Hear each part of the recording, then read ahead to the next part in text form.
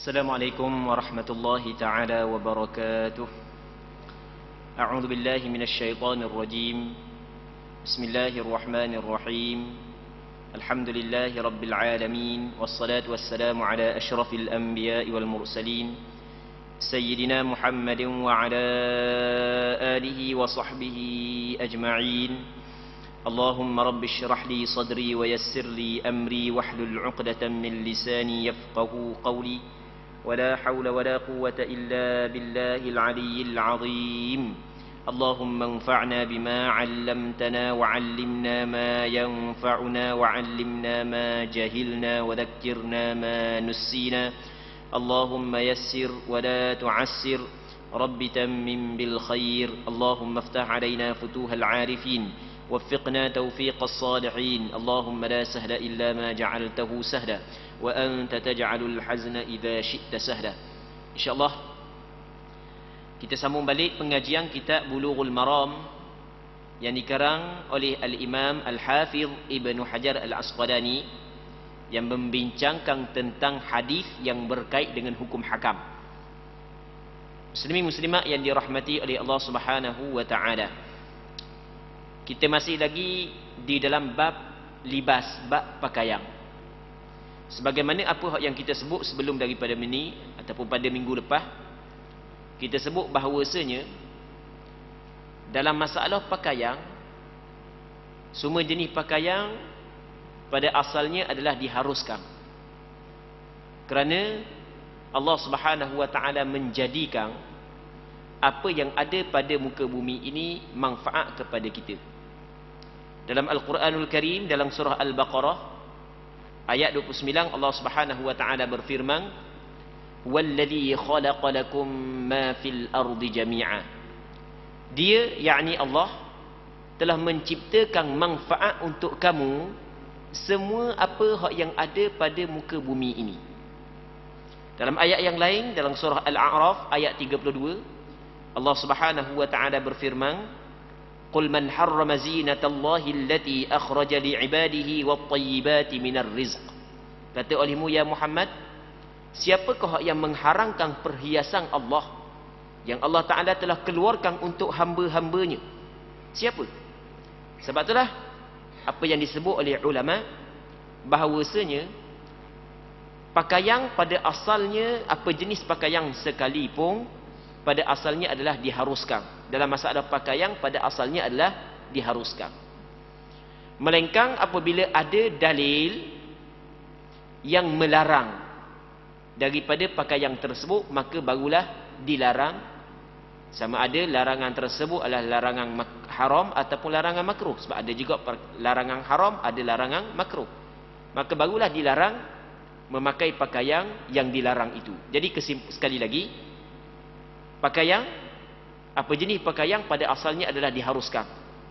Melainkan apabila ada dalil yang melarang. Kerana Allah Ta'ala menjadikan setiap perkara yang ada pada muka bumi ini, ia bermanfaat untuk kita. Dalam ayat yang lain Allah Ta'ala kata, siapa yang mengharamkan perhiasan yang Allah Ta'ala keluarkan kepada hamba-Nya. Jadi sebab itulah kata ulama, pada asal pakaian adalah diharuskan, apa jua pakaian sekalipun. Melainkan, baru ada pengecualian, melainkan kalaulah ada dalil yang mengharamkan ataupun yang melarang daripada pakaian tersebut, barulah dilarang. Jadi apa yang kita nak bincang dalam bab al-libas adalah manakah pakaian-pakaian yang dilarang oleh syarak. Muslimin muslimat yang dirahmati oleh Allah Subhanahu wa taala. Hadis 548, وعن حذيفة رضي الله عنه قال, حذيفة بن اليمان, نهى النبي صلى الله عليه وسلم أن نشرب في آنية الذهب والفضة وأن نأكل فيها وعن لبس الحرير والديباج وأن نجلس عليه. رواه البخاري. Maksudnya daripada Hudzaifah di sini adalah Hudzaifah bin Al-Yaman, seorang sahabat Nabi sallallahu alaihi wasallam. Dia sahabat, ayah dia juga sahabat. Dan dia Hudzaifah bin Al-Yaman, antara kelebihan dia adalah Rasulullah memberi tugasan yang cukup berat kepada dia, iaitu menyimpang rahsia Nabi sallallahu alaihi wasallam.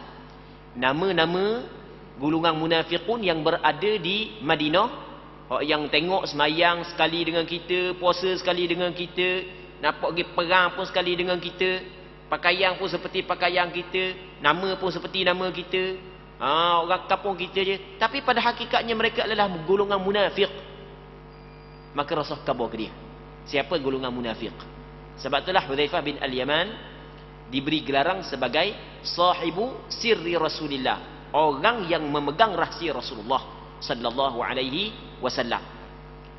Ayah dia Yaman. Yaman tu geloran kepada ayah dia. Ayah dia terbunuh pada peperangan Uhud, dalam peperangan Uhud.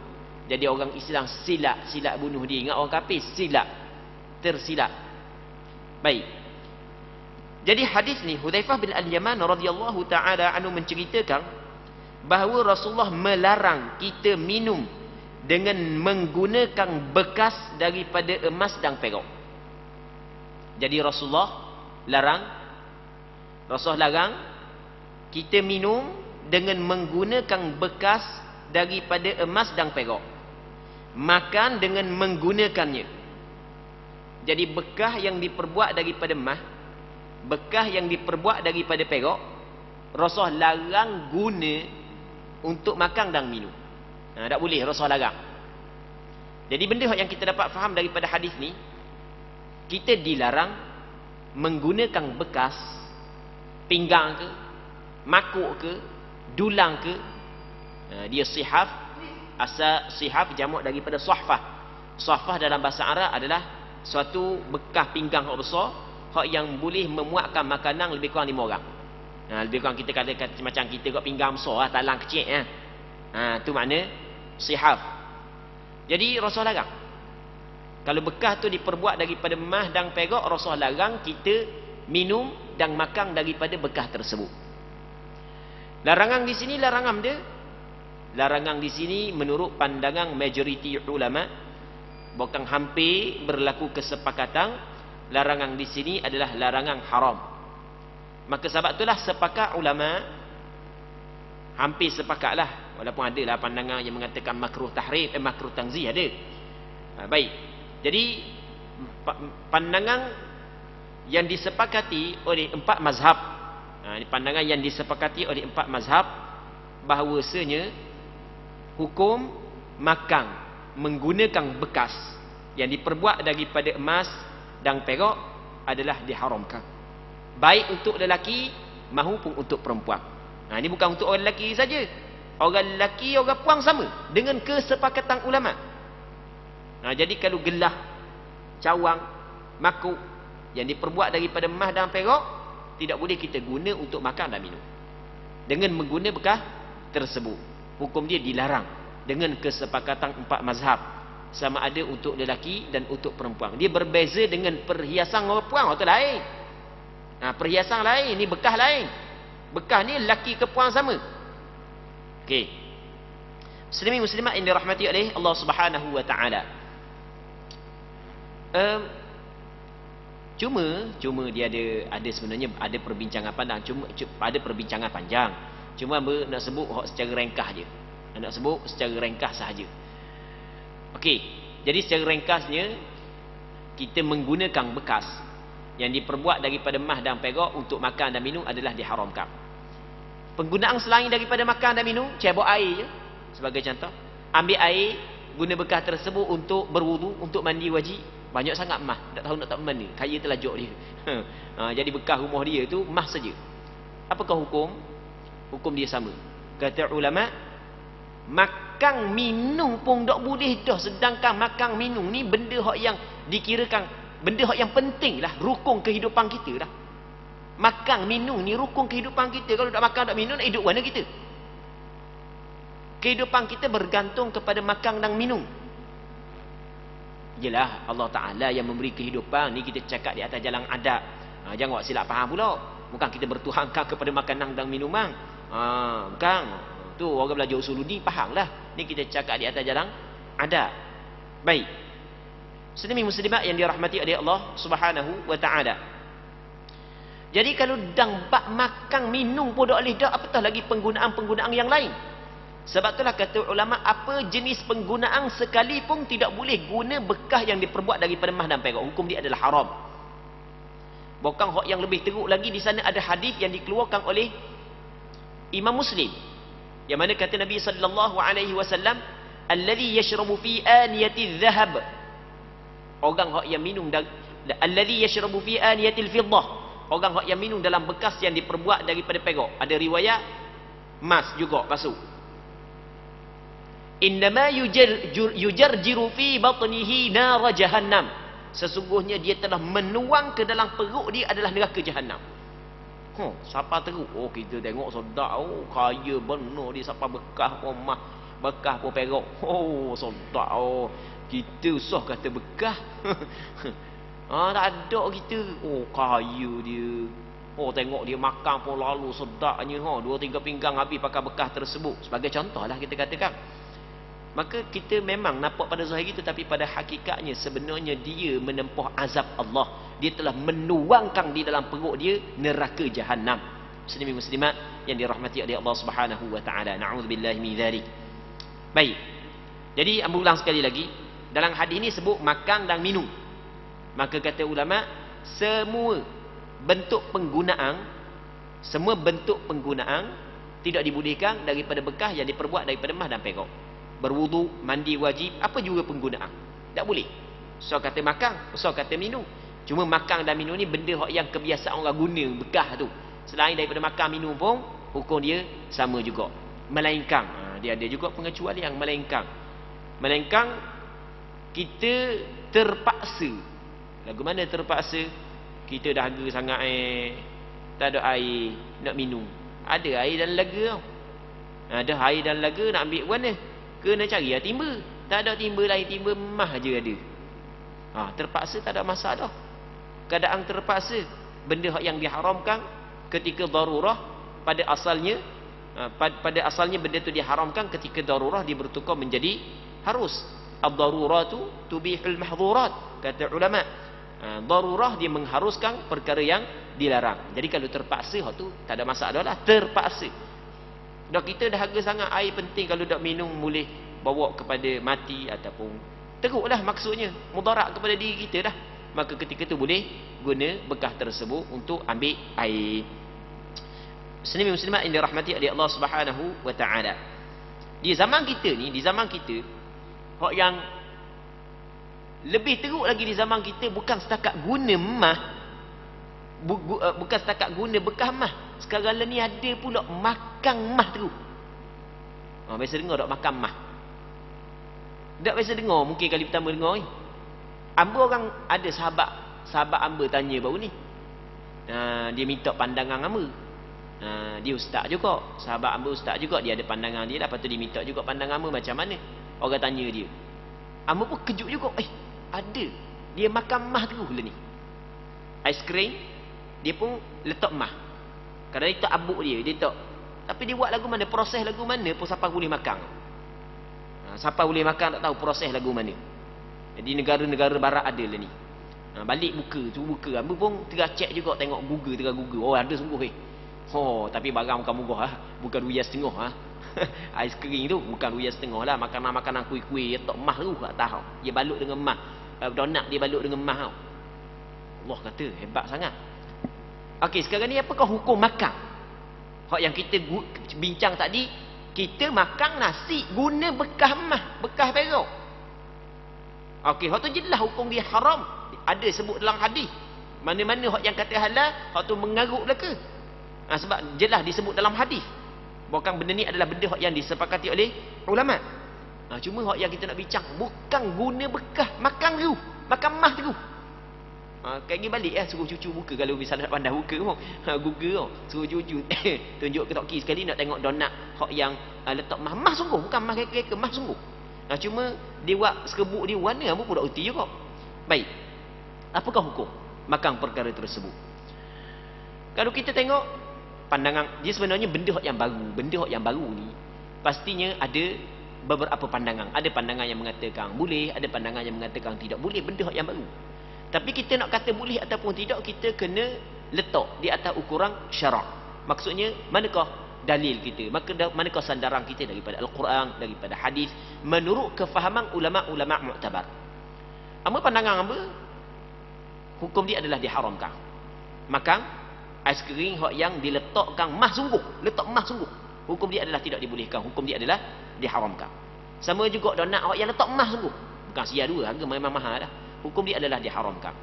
Alasan diharamkan kerana benda, kerana ia termasuk dalam idha'atul mal, ia termasuk dalam membazir, benda mengsia-siakan harta, benda yang bukan makanan liwat makanan, sedangkan benda itu benda yang berharga, idha'atul mal. Di sana ada hadis yang dikeluarkan oleh Imam Muslim. Nabi sallallahu alaihi wasallam bersabda, "Wa yaskhatu lakum qila wa qal wa idha'atul mal wa kathratas su'al."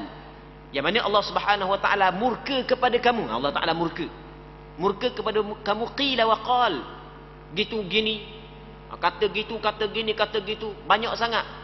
Desuh ni macam-macam bunyi, banyak sangat cakap, duk sebo cerita. Baik, Allah Taala murka. Begitu juga antara benda yang Allah Taala murka adalah idha'atul mal, mengsia-siakan harta. Okey, termasuk dalam mengsia-siakan harta. Okey, itu yang pertama. Yang keduanya, kalau kita tengok apa yang disebut oleh fuqaha, ulama-ulama fiqh, pengharaman penggunaan emas dan perak adalah kerana jiring emas dan perak itu sendiri. Itu yang pertama. Ni dipanggil illah, apa yang disebut oleh ulama fiqh, pengharaman emas perak kerana jiring emas tu, zat emas tu. Sebab itulah kalau dicampur emas dengan suatu bahan logam yang lain, dan jiring emas tak ada dah, hilang dah dalam bahan logam yang lain, maka itu boleh dipakai untuk lelaki. Sebagai contoh, okey, boleh faham kan? Jiring emas itu sendiri hukum dia adalah diharamkan. Jadi kalau diletak di atas makanan saat itu jiring emas, maka jelas illah pengharaman ada di situ. Okey, itu yang pertama. Yang keduanya, apa yang disebut oleh ulama, illah pengharaman adalah khuyala, kerana sombong. Memang pastinya makan lagu tu memang ada khuyala. Okey, dua. Yang ketiganya, apa yang disebut oleh ulama di antara illah pengharaman emas dan perak adalah kerana kasru qulubil fuqara, mematahkan, menghancurkan hati orang-orang fakir. Allah, aku tak ada benda, dia sampai makan emas terus. Okey, tiga. Ada juga di situ. Yang keempat, apa yang disebut oleh ulama fiqh di antara illah pengharaman emas adalah tadyiqun naqdain. Maksud dia menyempitkan mata wang. Dulu mata wang adalah emas dan perak.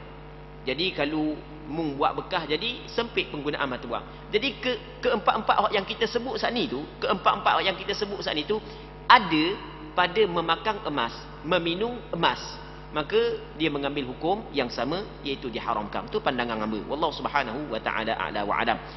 Muslimin muslimat yang dirahmati oleh Allah Subhanahu wa ta'ala. Katanya lagi, makan dengan menggunakan kain sutera, baik yang tipis maupun yang tebal. Apa jenis sutera asli lah, sutera tuling lah, bukan sutera tiruang. Kalau sutera tiruang ni maksudnya nama sutera, tapi dia bukan buat daripada ulat sutera. Itu lain hukum. Hak ni memang sutera tuling, dia buat daripada ulat sutera kain tersebut.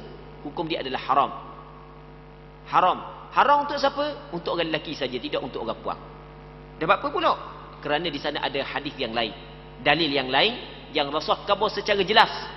Antaranya hadis yang dikeluarkan oleh Imam An-Nasa'i, yang mana kata Nabi sallallahu alaihi wasallam, uhilla adh-dhahab wal hariru li inasin min ummati wa hurrima ala dhukuriha. Dihalalkan emas dan sutera bagi perempuan dari kalangan umatku dan diharamkan di atas orang lelaki. Kalau berkait dengan perhiasan, emas yang berkait dengan perhiasan juga diharamkan kepada lelaki, tapi tidak untuk perempuan. Tapi bekah, kita kabul tadi, lelaki pun sama. Tapi kalau berkait dengan perhiasan, maka diharamkan untuk lelaki saja, tidak untuk perempuan. Sama juga sutera diharamkan untuk lelaki saja, tidak untuk perempuan. Jadi sepakat ulama mengatakan haram orang lelaki pakai sutera, tak boleh. Tapi sutera tuling lah. Sutera tuling, sutera ori lah, bukan sutera tiruan. Muslimin muslimat yang dirahmati oleh Allah Subhanahu wa taala. Jadi mungkin ada sebahagian daripada kita pernah pakai sebelum ni. Sebelum ni Kak Peceng baru bagi dengar Kak Peceng setengah-setengah kan. Kak Peceng baru bagi dengar dulu, tak tahu benda hukum, asal benda hak orang buat dak kira lah pakak buat belaka. Lain ni baru tahu, aku pakai lama mana dah sutera sebelum daripada ni, sebagai contoh kan. Baik, maka caranya adalah bertaubat kepada Allah, beristighfar kepada Allah. Jadi Allah Ta'ala telah membuka ruang kepada kita, membuka peluang kepada kita. Kita tahu hukum sebelum daripada kita meninggal dunia. Itu sebenarnya adalah anugerah dan nikmat yang besar yang Allah Ta'ala kurniakan kepada kita untuk supaya kita bertaubat di atas kesalahan-kesalahan yang pernah kita lakukan sebelum daripada ni. Jadi bertaubat kepada Allah Subhanahu wa Ta'ala. Muslimin muslimat yang dirahmati oleh Allah Subhanahu wa Ta'ala. Dan katanya serta menjadikannya sebagai alas duduk. Nak buat alas duduk pun tak boleh. Alas duduk. Jadi orang lelaki dia jadikan kain sutera dia sebagai alas duduk, sebagai tilam, sebagai kapet, sebagai contoh. Tak boleh berlaku. Usah kata pakar, jadikan alas duduk pun tidak dibolehkan untuk orang lelaki. Manakala orang puang itu tidak menjadi masalah. Walau bagaimanapun alas duduk untuk perempuan masih lagi ada perbincangan di kalangan ulama di sana. Ada sebahagian daripada ulama tidak membenarkan kerana alas duduk ia tidak termasuk dalam perhiasan bagi perempuan. Ada perbincangan di kalangan ulama. Dia perhiasan ni hak yang berada di tubuh. Okey. Seterusnya katanya, wa an Umar radhiyallahu anhu qala naha an-nabiy sallallahu alaihi wasallam an lubsil harir illa mawdi'a isba'ain aw thalathin aw arba'. Maksudnya muttafaqun alaih wal lafdhu li Muslim. Maksudnya daripada Sayyidina Umar bin Al-Khattab radhiyallahu taala anhu. Katanya Nabi sallallahu alaihi wasallam melarang mengenakan kain sutera kecuali hanya selebar 2, 3 atau 4 jari. Hadis ini dikeluarkan oleh Imam Bukhari dan Muslim. Namun teks hadis ini adalah riwayat Imam Muslim. Okey, tadi Rasul larang menggunakan sutera. Dalam hadis ni kata Sayyidina Umar, Rasul larang menggunakan sutera. Okey, sama. Melainkan kalau sekadar sebesar 2 jari ataupun 3 jari. Kadang-kadang baju tu baju kain biasa, bukan kain sutera, kain kapas, kain cotton je sebagai contoh. Tapi dia ada benda, kita kata dia buat leh. Leh tu dengan kain sutera. Okey, hak tu dibolehkan. Sebab dalam hadis ni kata Sayyidina Umar, Rasulullah memberi izin melainkan kalau sekadar 2 jari ataupun 3 jari. 2 jari, 3 jari. Betul lah, besar leh dah tu lah. Tapi kalau setapang, muka depan tu sutera, belakang tak sutera, tapi hak depan, muka depan sekali dengan lengang sutera, itu tak boleh lah. Kalau hanya sekadar leh, leh kan, kadang-kadang corok-corok, kadang-kadang leh sini, macam-macam kan, kadang-kadang leh sini, macam kita ni kan, sutera. Okey, boleh, tak ada masalah. Sebab sekadar 2 jari ataupun 3 jari, hak tu dimaafkan. Muslimin muslimat yang dirahmati oleh Allah Subhanahu wa taala. Hak yang kita bincang ni adalah sutera asli, sutera tuling. Tapi kalau sutera campuran dengan benda lain, campuran dengan kapas ke, ikutlah. Campuran dengan kulit kayu ke, campuran dengan getah ke, campuran dengan, ikutlah. Yang penting campuran, bukan hak yang tuling, bukan hak yang benda, hak yang ori sebagai contoh, bukan 100%. Baik, apakah hukum? Kalau mengikut mazhab Imam Syafi'i, kalau sutera tu dicampur dengan benda lain, sutera dicampur dengan bahan lain, lepas tu jadi kain, maka ulama mazhab Imam Syafi'i kena kata tengok benda. Tengok kuantiti sutera dengan barang-barang lain tu mana lebih banyak. Kalau kuantiti sutera lebih banyak berbanding dengan kapas sebagai contoh, ataupun bulu sebagai contoh, ataupun benda lagi, plastik sebagai contoh kan, maka tidak dibolehkan kalau sutera lebih banyak. Kalau kuantiti sutera sikit, sutera hanya 30% sahaja, 70% kapas sebagai contoh, maka dibolehkan bagi lelaki. Ni yang kita cerita untuk orang lelaki. Kalau sama banyak ada perbezaan pandangan di kalangan ulama. Mazhab Imam Syafi'i kata tak ada masalah. Kalau 50 tak ada masalah, sebab apabila campuran dengan bahan lain orang nak panggil kain sutera. Kalau hanya 50 orang nak panggil kain sutera, maka dibolehkan bagi lelaki. Itu mengikut mazhab Imam Syafi'i. Muslimin muslimat yang dirahmati oleh Allah Subhanahu wa taala.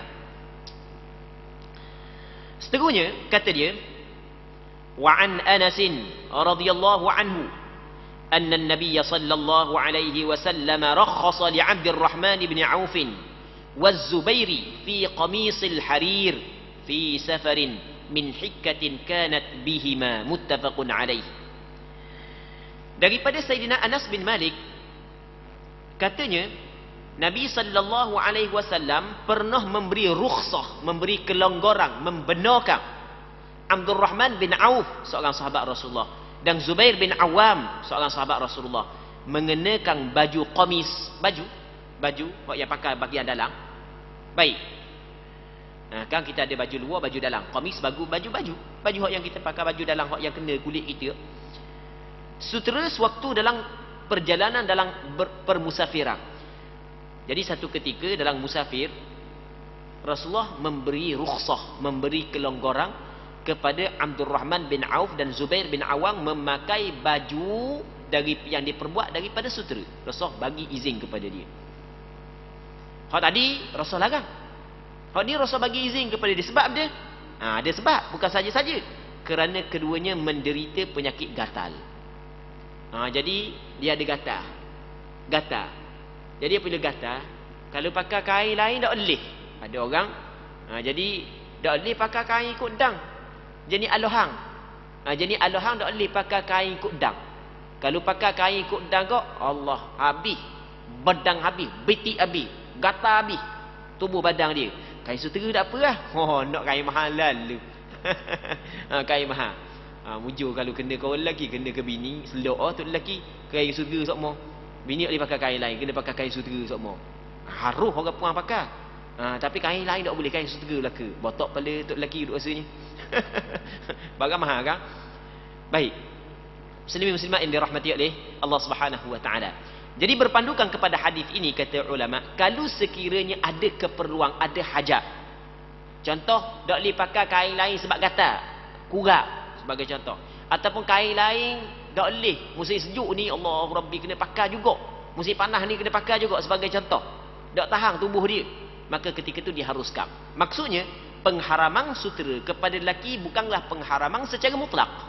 Ketika ada hajat yang diizinkan oleh syarak, maka boleh lelaki memakai sutera. Berpandukan kepada hadis yang diriwayat daripada Sayyidina Anas bin Malik yang dikeluarkan oleh Imam Bukhari dan Muslim, Rasulullah pernah memberi kelonggaran kepada Abdurrahman bin Auf dan Zubair bin Awam radhiyallahu anhuma memakai sutera dalam satu permusafiran kerana keduanya mengalami penyakit gatal.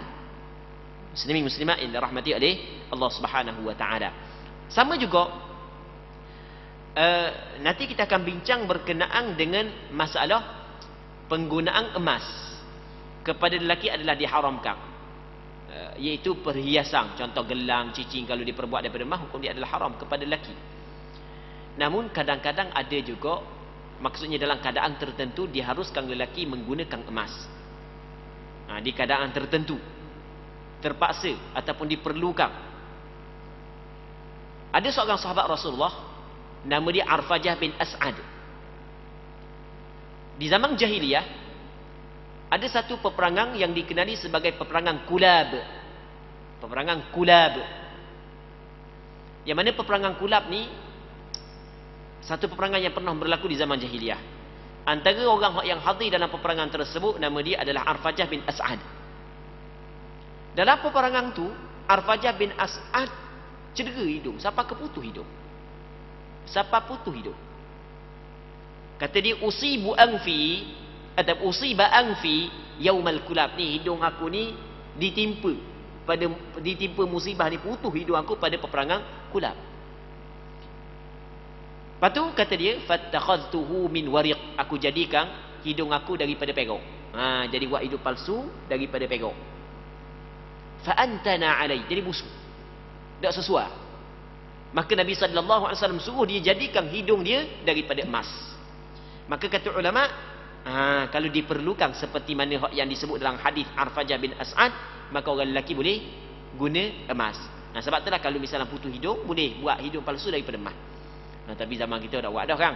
Zaman kita orang buat hidung palsu daripada bukan daripada barang yang sama dengan warna kulit lah. Baik. Susah juga kena jaga hidung. Nak pergi tempat-tempat orang ramai-ramai bimbang juga. Takut jatuh hidung. Selok lah barang mahal.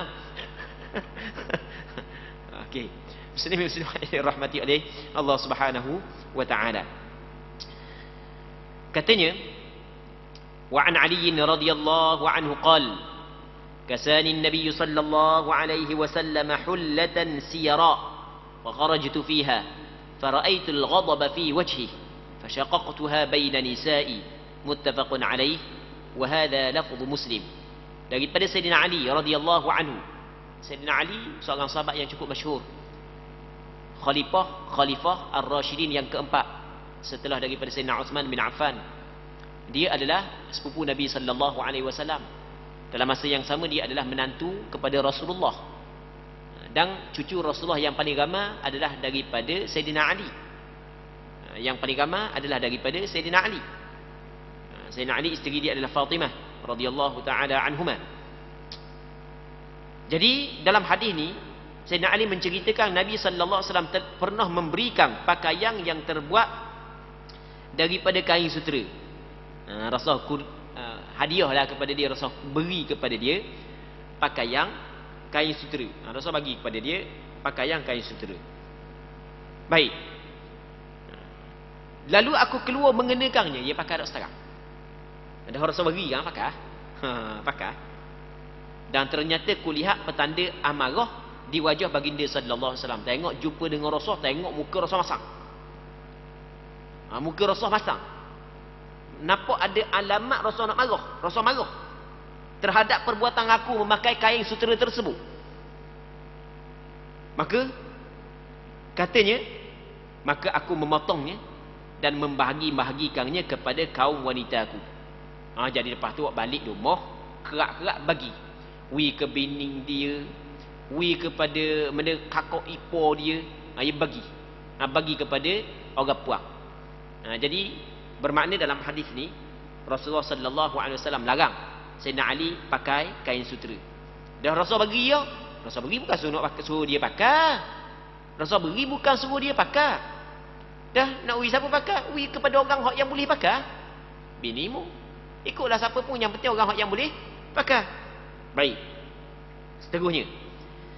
Katanya wa an Abi Musa radhiyallahu anhu anna Rasulullah sallallahu alaihi wasallam qala uhilla adh-dhahab wal harir li inasi ummati wa hurrima ala dhukurihim rawahu Ahmad wan Nasa'i wat Tirmidzi wa sahhahah. Maksudnya daripada Abi Musa al-Asy'ari radhiyallahu taala anhu bahawa Rasulullah sallallahu alaihi wasallam pernah bersabda, emas dan perak dihalalkan bagi kaum wanita umatku.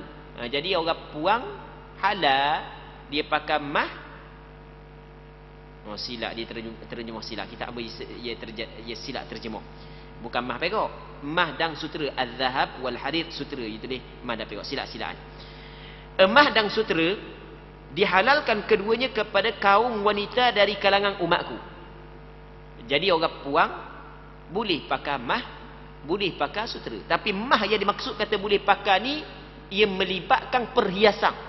Manakala bekas pinggang, cawang, hak yang diperbuat daripada emas, macam kita kata tadi, hak tu tak boleh, laki tak boleh, puang tak boleh. Oleh kerana perhiasan adalah untuk perempuan, maka syarak mengizinkan perempuan berhias dengan emas.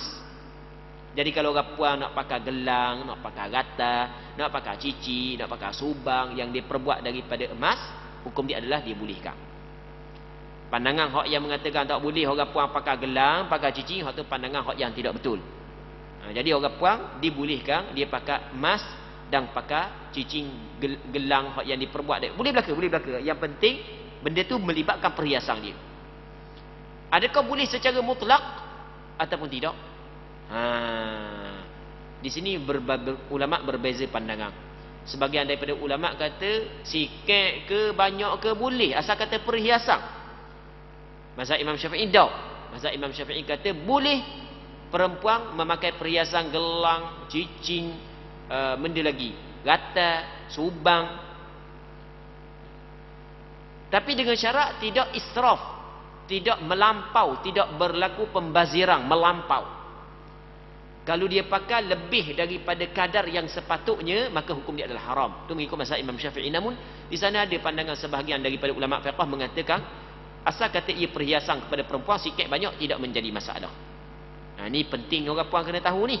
Orang puan kena tahu. Sebab dia? Sebab mah di antara benda yang diwajibkan zakat. Mah di antara benda yang diwajibkan zakat. Dalam mazhab Imam Syafi'i, emas yang menjadi pakaian kepada perempuan, tapi pakaian yang harus. Dalam kitab fiqh dia kata, pakaian yang harus maka tidak diwajibkan zakat. Dia kalau emas tu menjadi pakaian kepada perempuan, perhiasan perempuan, rata dia, gelang dia, adakah wajib zakat ataupun tidak? Ulama berbeza pandangan. Ada pandangan yang mengatakan wajib zakat setiap tahun. Ada pandangan yang mengatakan tidak wajib zakat. Ada pandangan yang mengatakan wajib zakat sekali je. Tu pandangan, beberapa pandangan yang berkait dengan perhiasan perempuan. Pandangan mu'tamad yang dipegang dalam mazhab Imam Syafi'i adalah tidak wajib zakat. Dah kalau orang nak bayar zakat boleh ke tak? Tak ada masalah, boleh, tak ada masalah. Comel baru. Cuma pandangan mu'tamad mazhab Imam Syafi'i tidak wajib zakat, tapi dengan syarat perhiasan yang harus. Maksudnya perempuan saat itu tidak pakai melebihi daripada kadar yang ditetapkan oleh syarak. Kalau dia pakai lebih daripada kadar yang ditetapkan oleh syarak, maka tidak dibolehkan. Maksudnya hak yang lebih saat itu apabila cukup nisab, cukup haul, tetap wajib kena zakat walaupun perhiasan dia. Okey. Itu nanti kita akan bincang dalam bab zakat akan datang, muslimin muslimat yang dirahmati oleh Allah Subhanahu wa taala. Jadi dalam hadis ni kata Rasulullah, emas dan sutera dihalalkan kepada kaum wanita daripada umatku. Dia halal ni bukan wajib. Ya halal lain, wajib lain. Lama kau orang puan ni ambil hadis ni ngatur kata lelaki, ni Rasul kata halal. Mesti kena beli emas. Ada halal lain, wajib lain. Bukan wajib, halal. Tapi kalau sekiranya tok lelaki tak mampu, janganlah siapa ngatur nak beli tiap-tiap bulan. Kalau tok lelaki tak mampu, tok lelaki mampu logilah kalau tok lelaki mampu. Takut tok lelaki tak mampu, siapa ke mampu tok lelaki sudahlah nak beli semua ke bini tu. Jadi halal ni bukan mesti wajib. Kalau tak pakai dosa bukan begitu. Dihalalkan bagi wanita umatku dan diharamkan bagi kaum lelaki. Orang lelaki tak boleh pakai mah. Pakai mah tak boleh. Orang lelaki, hukum orang lelaki pakai mah adalah diharamkan, tidak dibolehkan. Di zaman kita ni ada tak orang lelaki pakai mah? Ada, bukan tak ada. Orang Islam pun, tapi biasanya orang yang tak belajar lah. Tu kena berhati-hati, jangan pakai. Sebab kalau dipakai bermakna dia telah melakukan dosa. Setiap saat mesti dia kena buang perkara tersebut daripada diri dia. Kena buang, tak boleh. Maksudnya jangan pakai, hukum dia adalah haram. Ada orang piti banyak sangatnya pakai gelam mah lah, pakai gatam mah lah. Tak tahu nak tunjuk ke siapa. Nak tunjuk dia buat perkara tersebut untuk menambahkan dosa. Dosa lain banyak dah. Dosa malas semayang pun banyak dah, dosa tu banyak dah, nya tambah lagi dosa. Baik. Dengan pakaian emas, sedangkan pakaian emas diharamkan kepada lelaki. Muslimin muslimat yang dirahmati oleh Allah Subhanahu wa taala. Antara perkara yang dibincang oleh ulama adalah masalah emas yang dicampur dengan bahan logam yang lain. Kalau kita kok contoh cincin juasa, adakah orang lelaki boleh pakai ataupun tidak? Kan dia campuran di antara emas dengan bahan logam yang lain. Boleh ke tak? Apa yang disebut oleh fuqaha adalah kalau sekiranya cincin juasa saat itu, kalau kita bagi kepada pakar dia, dia boleh pisahkan balik di antara emas dengan bahan logam lain. Maksudnya boleh buang balik, ambil balik jiring emas. Maksudnya kalau dia letak di atas api saat itu, dia boleh pisahkan. Orang pakar ni, orang pandai ni, dia boleh pisahkan balik hak campuran di antara emas dengan bahan logam lain. Okey, dia boleh pisahkan emas suku, bahan logam lain suku. Maka hukum dia adalah haram kerana ada jiring emas di situ. Kalau tak boleh nak buat dah. Jadi emas saat itu maksudnya dia campur dalam bahan logam yang lain, kita tak boleh nak keluarkan balik dah emas dengan kita letak di atas api, maka ketika itu dibolehkan kepada orang lelaki pakar. Selagi last sekali sebelum daripada kita berhenti, masalah emas putih. Di zaman kita dipanggil ada emah putih. Orang lelaki boleh pakai ada emah putih. Dia emah putih boleh pakai tak, kita kena tengok jirim emah putih tu. Kalau jirim emah putih sama dengan jirim emah kuning tu, maka hukum dia sama. Kalau jirim dia berbeza, nama je emah putih, maka itu tidak menjadi masalah. Okey. Allah Subhanahu wa taala a'la wa alam. Jadi untuk malam ni kita kena berhenti sini dulu. Insya-Allah kita sambung balik pada minggu-minggu akan datang. Kita berdoa kepada Allah Subhanahu wa taala agar Allah Subhanahu wa taala memberkati majlis ilmu yang kita adakan pada malam yang mulia ini, dan semoga sama-sama kita dapat mengambil manfaat. Wallahu Subhanahu wa taala a'la wa alam. Allahumma haqqiqna bittiba'i nabiyyika Muhammadin sallallahu alaihi wasallam zahiran wa batina. Allahumma ij'alna mimman yastami'una al-qawla fayattabi'una ahsana. Wa sallallahu wa sallim wa barik ala sayyidina Muhammad wa ala alihi wa sahbihi ajma'in. Walhamdulillahi rabbil alamin.